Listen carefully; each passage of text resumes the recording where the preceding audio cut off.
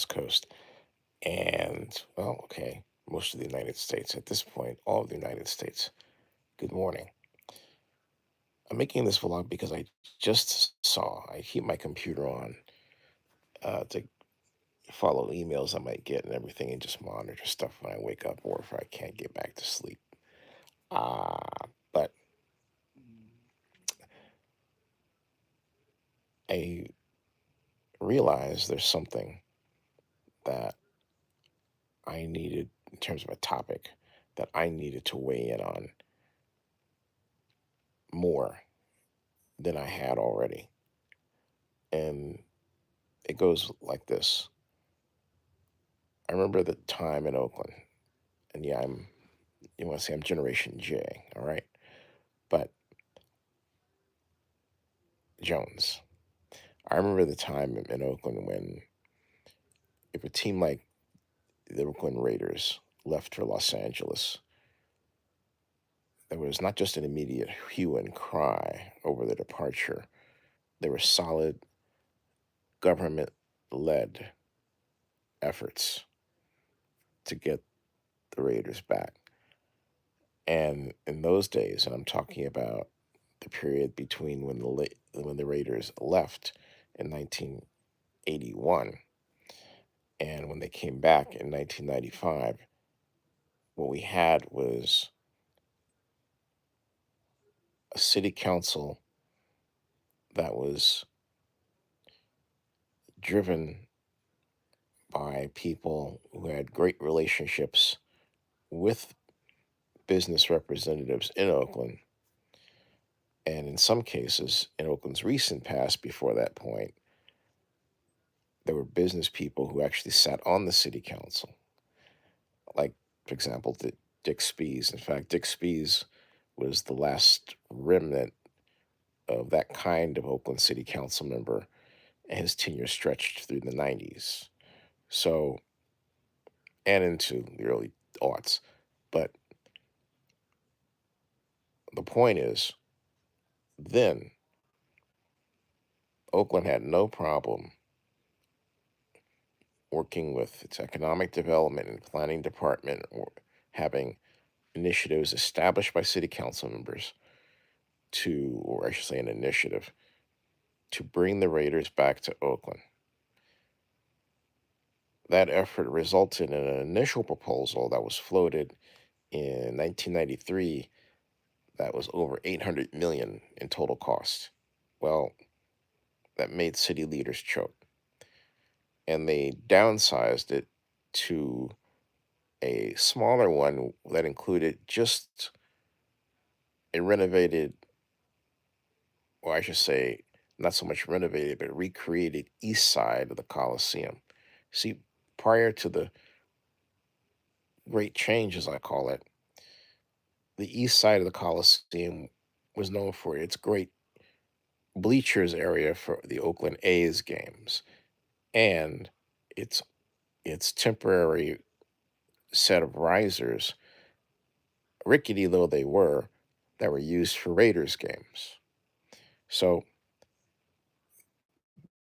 that gave way to a whole new structure that, if you took a look at it, you would think, hey, this is one half of a football stadium. Well, that was the idea, to have a, if you will, Raiders pavilion, because that part of the refurbished Coliseum was supposed to be owned by the Raiders. It wound up not being such. Another long story.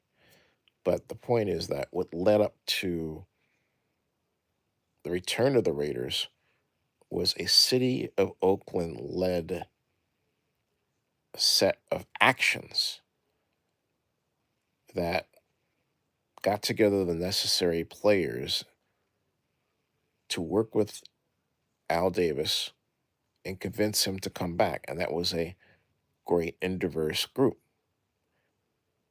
consisting of not just business owners, but Raiders boosters, former players, folks like John Madden, and so on. Everybody wanted the Raiders back in Oakland. and everyone wanted the NFL back in Oakland. So let's fast forward to more recent events regarding the Raiders, not just the Raiders, but also the Golden State Warriors and the Oakland Athletics. Bottom line, what do they all have in common? No sustained government initiative to bring either Major League Baseball or the National Basketball Association or the NFL back to Oakland. That's what they all have in common. Nothing led by the government. Now you would say, wait a minute, Zenny, that was Howard Terminal. Well, technically, that was led by the A's, and our failure to build Howard Terminal is what caused the Athletics' departure. And yes, Shang Tao tried to make landing an expansion team a condition on the A's using the Coliseum as the um, effort to build a facility in Las Vegas got underway, with the Athletics first choosing where they're going to play baseball from that point to present, to the point where they eventually settled on Sacramento. So vastly different set of actions by the city. It wasn't so much an action by the city as a suggestion by Oakland Mayor Shang Tao that ultimately rankled the Athletics. And so normally when a city wants an expansion team, it produces a task force of people, business, government, community leaders, and that task force finds land, presents a plan for the financing of the stadium for the team that they're trying to get or get made, formation of an owner group, that would be the people that owned the organization and the new organization, and a set of referendums that are necessary to have the financing plan installed, to establish the task force prior to that, and essentially ratify the actions that would lead to a new expansion, Major League Baseball, NFL, NBA team. All right.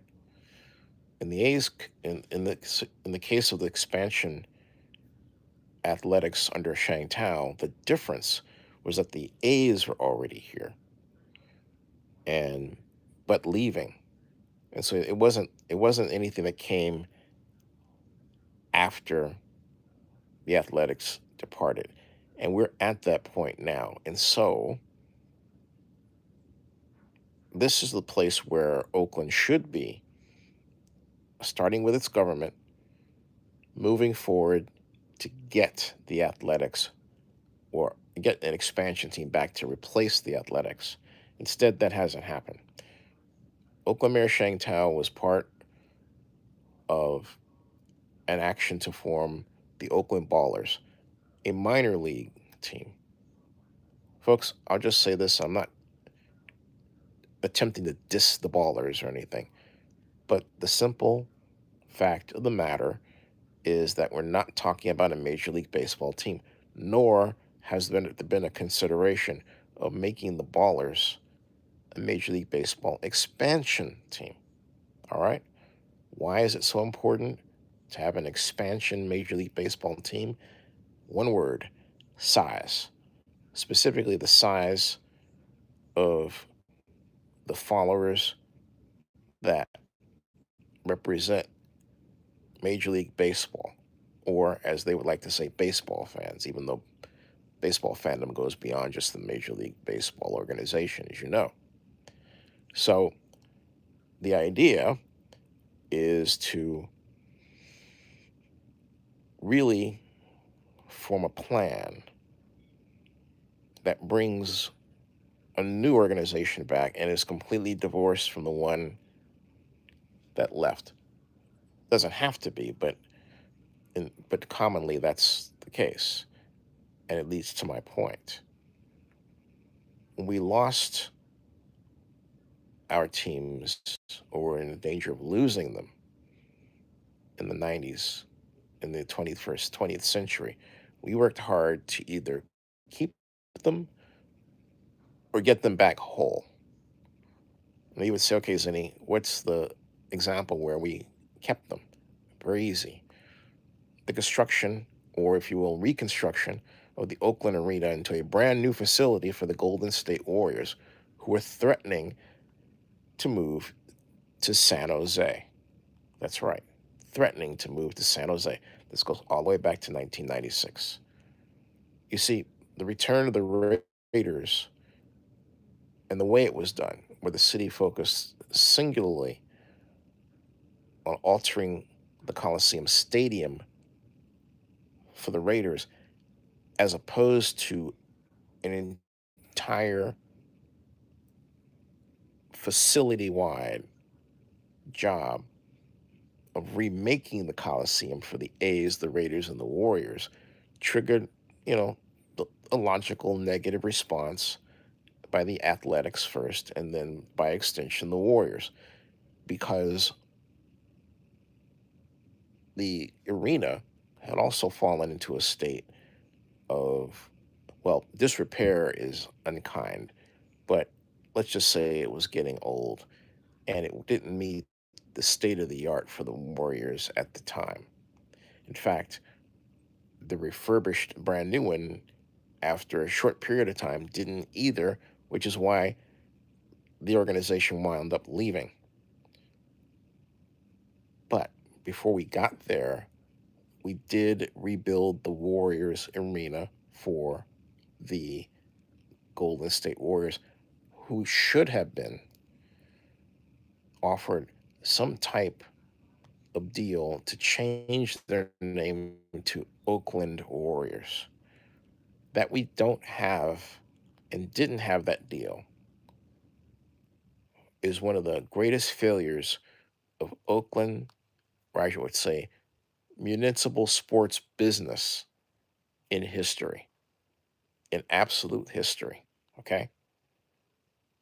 This is a take, the one that I'm presenting to you, that's entirely different. All right? Entirely different. All right? Entirely different from the ones you hear from other commentators on this. Why?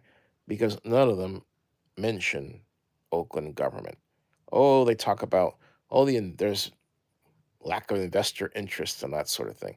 But what are investors going to ask for when it comes to the construction of a sports stadium? The involvement of the public in terms of providing a subsidy.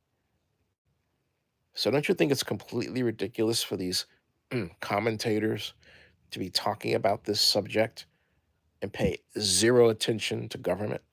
Of course it is.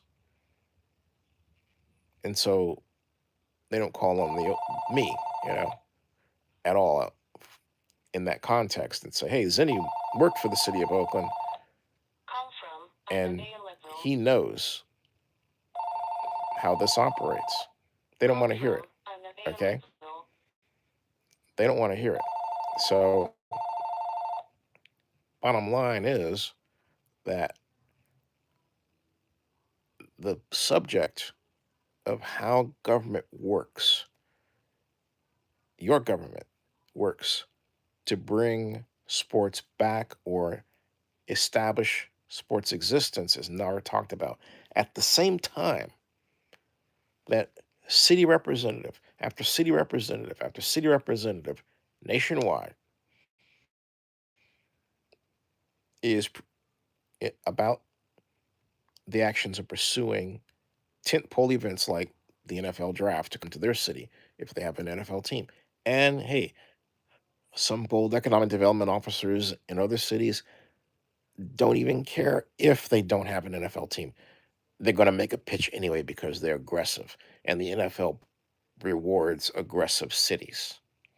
Aggressive means the city pays some level of money to have the NFL involved in its economic development activities, with a stadium or some type of event. But then there's Oakland doing nothing.